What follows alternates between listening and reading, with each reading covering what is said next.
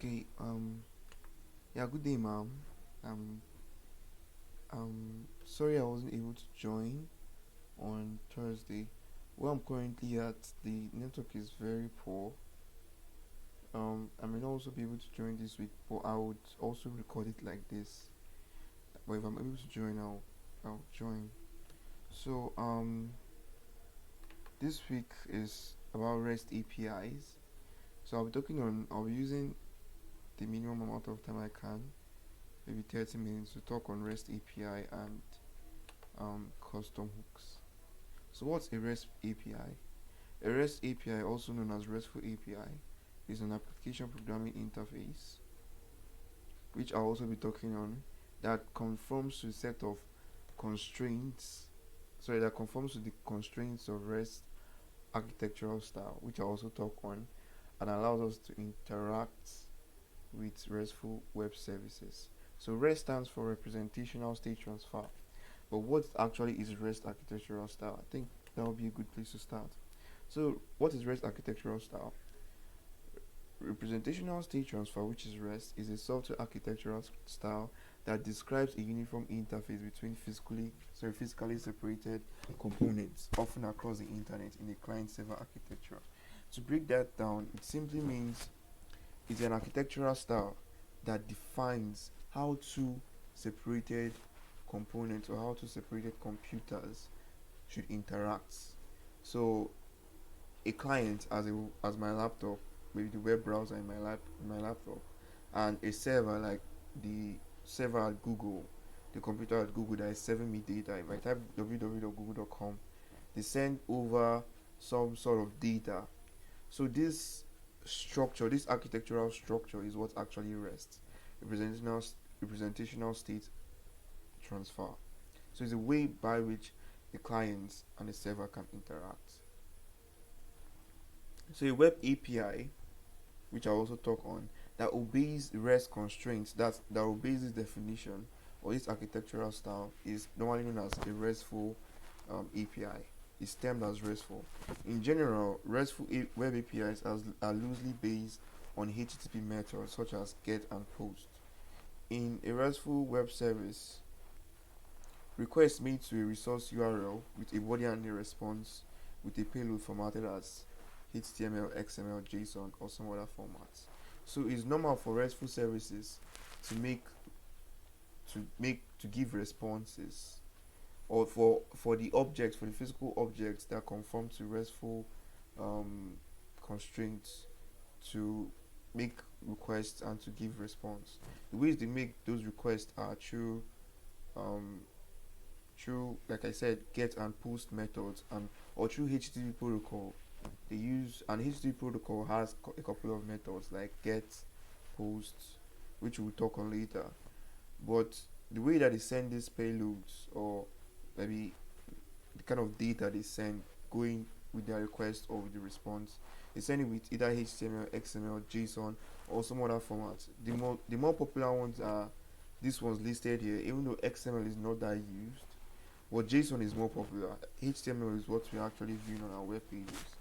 So, on any other format out there, I guess there is a YAML format now these days, which, yeah.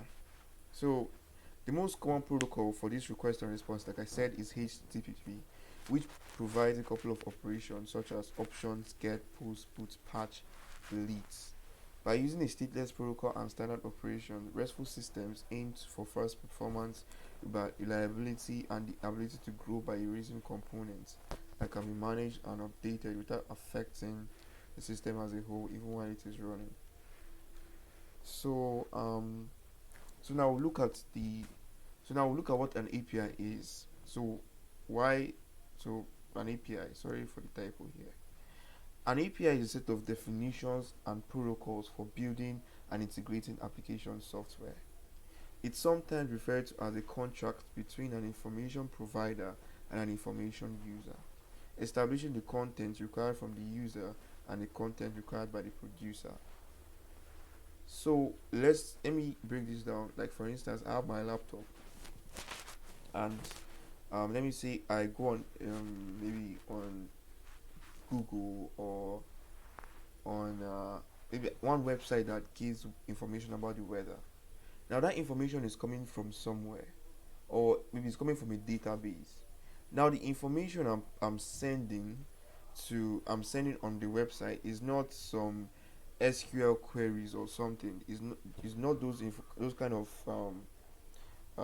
domain specific languages like SQL that deals with querying um, data from a database. No, what I do is I just type, okay, I need in a particular format, I need the weather information in Abuja, maybe somewhere there. Then it then gives me back the information. So what I'm actually talking to is an API.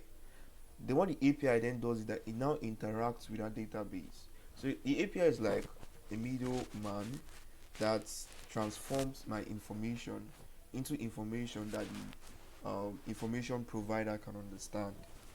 So in other words, if you interact with a system or a computer or a system to interact to retrieve information or to perform a function, an API helps you communicate what you want to that system so you can understand and fulfill that request.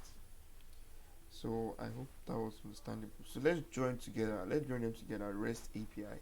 So RESTful APIs, like I said, RESTful, they are they are web services or those services that conform to the RESTful architectural style, which is the client server architecture style with API.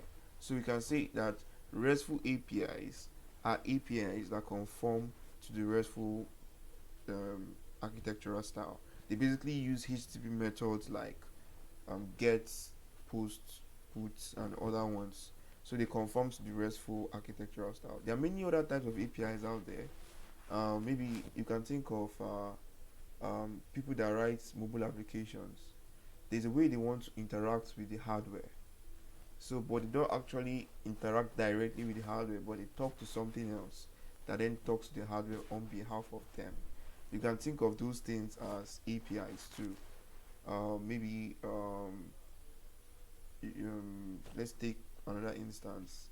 We The operating system is made up of the kernel, which actually interacts with the hardware of the computer.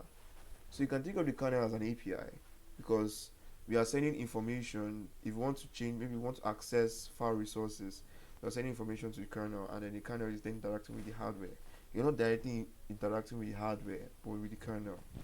So yeah, there are a lot of examples one can come up with as to what an API, or sorry, examples of an API.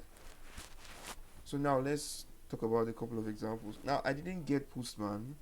I guess Postman is one of the examples that people use, but I it's kind of heavyweight on my computer, so I got another alternative. It's called Thunder Clients. So it's called Thunder Clients. So I just have a locally built API here, just to nothing too fancy, just something to try out the methods that I said earlier. So the first one was get. So this is the endpoint users. So if I click send, okay, I get an empty array because there's nothing in the array yet. As of now, there's nothing there yet. But if I want to create a new user, if I want to create a new user, if I want to create a new user, what I would do is I would make a post request to this same URL. So post requests are basically for creating new users. So I can give the username the first name, I give the last name also, maybe Stanley.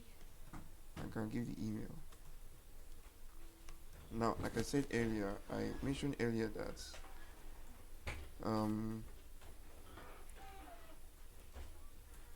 the that we can use several formats to make requests or to make requests to the server client the server application. So one of them was JSON. I mentioned XML and HTML. So this is JSON format. This is what we can use to send information or payload to the server application. So we click send here, we get a status of 200, which means that it was okay, it succeeded, and the response is true. I just put this true here to signify that it's succeeded. Then if I then make that same get request and send it, I'll then see this payload here, or it then sends me back a payload. I see the username, I see the email, I see the first name, I see the last name, I see the date it was created, date it was updated, the ID of the user. I can create as much as I want. um, just to give an example, using the same post requests, I can create as much as I want. um, so I can send again, it's going to give me true. If I make the get request again, I can, yeah, I can get these, I'll get the user I just created now with ID, with and everything. So yeah, that is for making a get request. And for a post request, what if I wanted to update the entry? Well, I can use a put request. Now put requests are basically used for updating entries. So in the put request, I send the ID I want to update. Most of the times the API needs to know the resource you want to update. So in my case, is this entry here, Emmanuel Stan 234. Yeah, so maybe I want to change the username to Ma, and then I want to change the first name to okay, yeah, probably still Emmanuel. Just change the first username to Ma. um that's the only thing I want to change. So I send, and it returned me success, even though it's not updated here. But if I go to if I go to if I make a full get request here,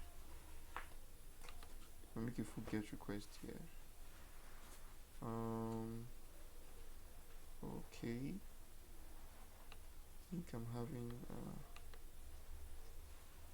a little bit of an error here. Oh, sorry, that wasn't what I was meant to do. It's a put request, so if I send this, I then see that the username is now Imam, and the email is still the same, everything is still the same, but this one has also changed. The time has changed because I just updated the value recently. So yeah, that's the put request. We use it to update entries. I can update as many as I want here. The last one is I can also get a particular entry. um I can get just one entry, and I give in also the ID that I want to get. So if I send, it gives me that particular entry with the ID. So this one can also help also when grabbing certain details on certain things. Then the last one I'll talk about is the deletes. This is what we can use to delete entries in maybe a database. Sorry, from you can send delete requests to your API. So the same format, it needs the ID and the same endpoint. Everything is still the same. So when I say send, it's going to delete, but it's going to send us the entry deleted. So if I make a get request, I won't see that entry again. I won't see it anymore because it deleted it. And these are a set of methods that are available for your APIs. There are many others. There is options. There is head.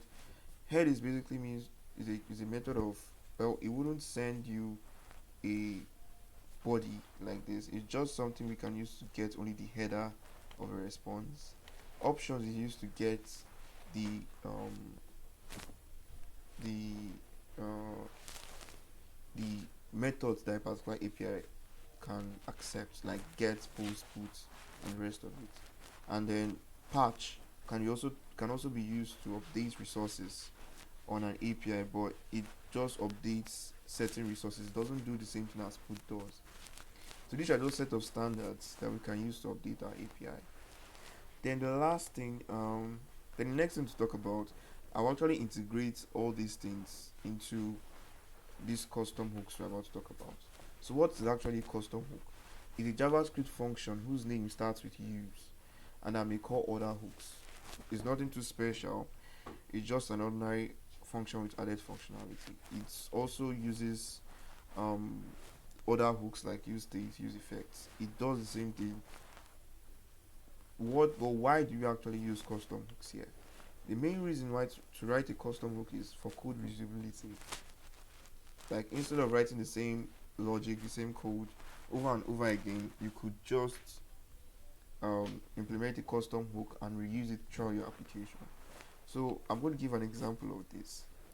I have a little application here, nothing too fancy, just something small that it still utilizes the same thing I did over here. What it does is that it creates a user. Like I clicked on this icon, so it's going to create a user, and then when it creates the user, it's going to bring it up here. So just to give an example, say Manuel, Jason, Manuel Stan 12, and just give just like this.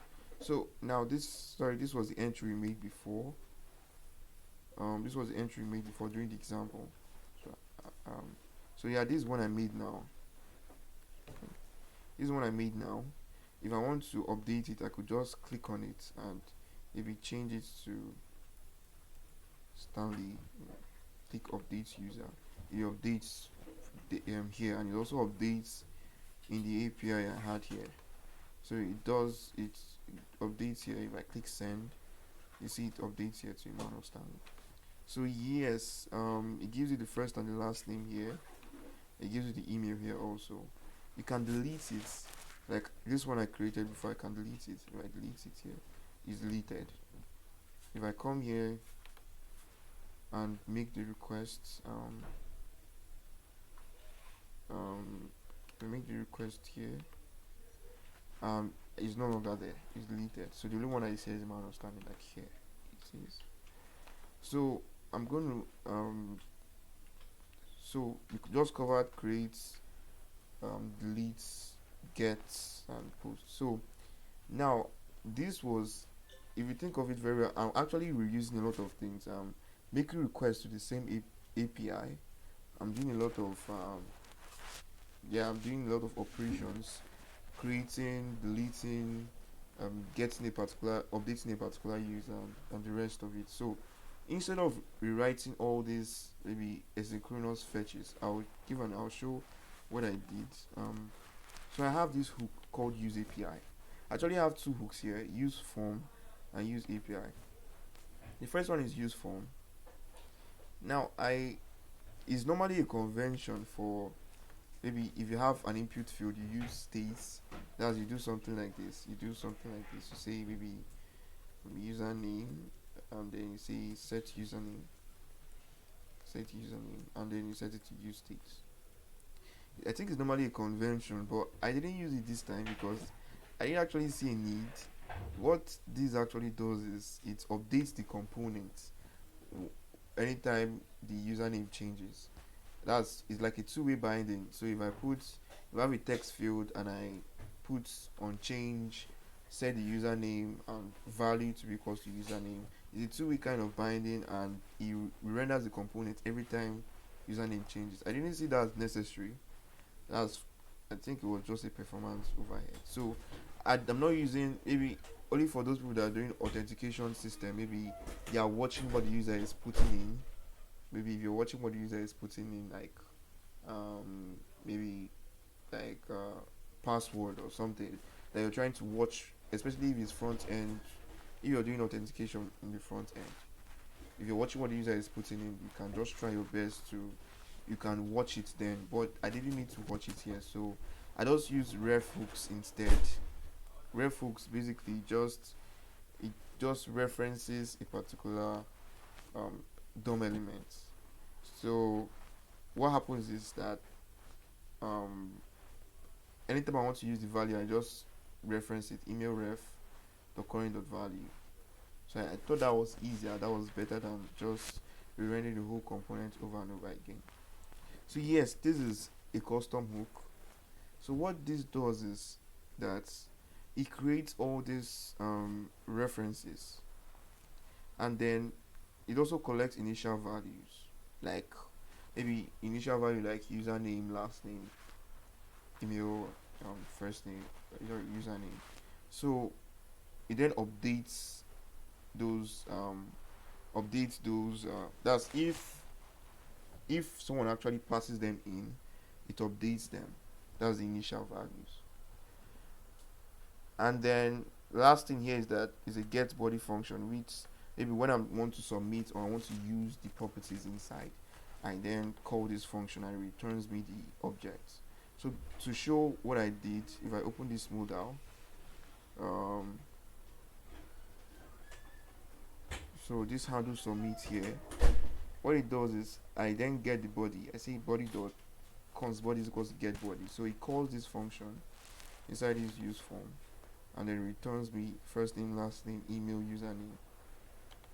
So if you see this custom hook here, I get all the refs and I get update states and get body. So if you saw what I did here, if I click this, nothing is in here actually. Everything is empty. But when I click on an item, everything is filled up. So what the modal does is what that use effect hook does is every time the active chain changes, that's when it drops down, it updates the state, like it could update the states as needed. So that's what it does there. So now what happens is whenever I'm in a create state, okay, yeah, that's for the use form. That's for the use form. I just get all the refs and pass them to the text fields here. So I pass them to reference, first name, reference, last name, reference. Now all these are references, but if you see this text field here, I've passed them as reference, but in here they're actually ref. Reason being, they don't allow me, for some reason React doesn't allow me to pass in ref as a property. I must pass in something else, but not ref. So yes, it's just the same thing, but I'm just passing it down here. So what happens in effect is I'm passing this reference down here for all the text fields, and then when I want to use them, I just say get body. So it's an easy way. If I wanted to add another text field, I could just add it there, and when I want to get the body, I just quickly call get body and it gives me the body. So just to show what exactly was happening, if you look at it very well, you actually see that if I click this and I maybe just to create another user, quickly here, quickly here, here.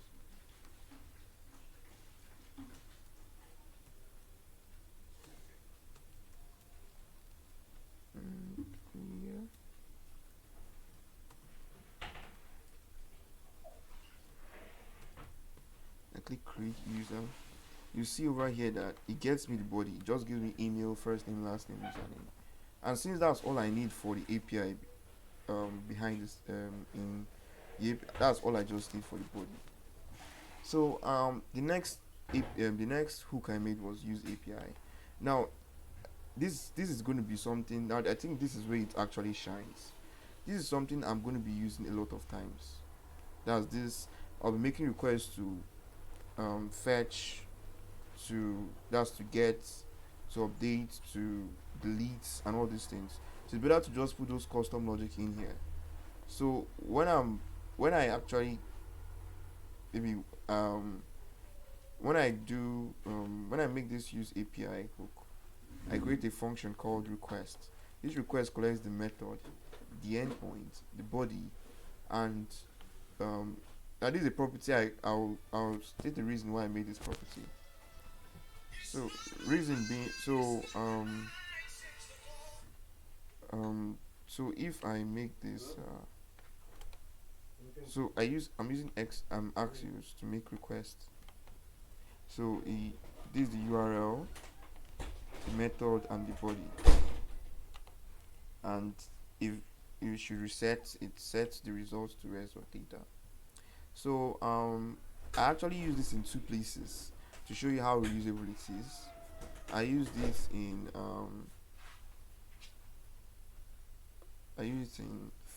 this feed here. I see the use API, I got the request and I got the result. So once the user logs into the application, it makes a get request, and this get request is then made, and I pass this through in here because I want this result to change to what the request returns.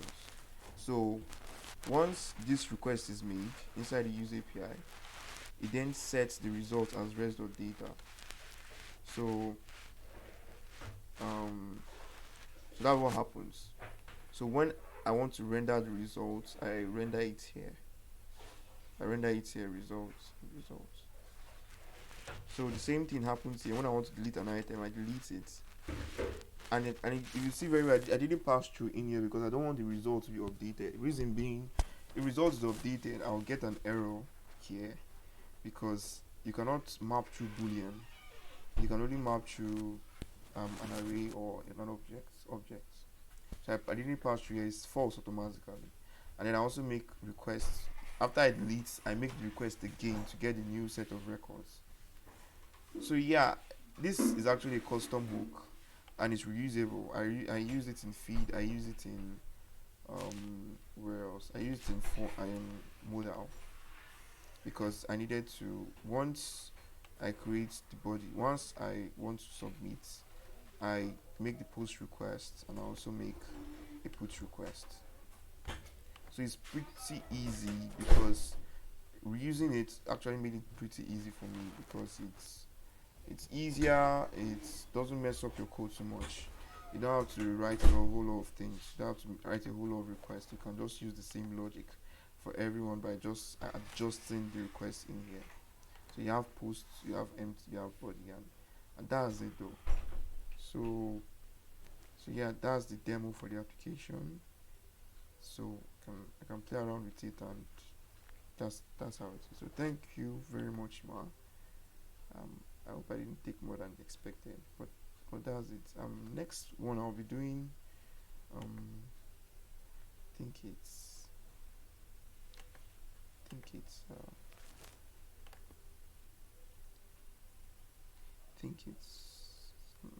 try my best to hurry up.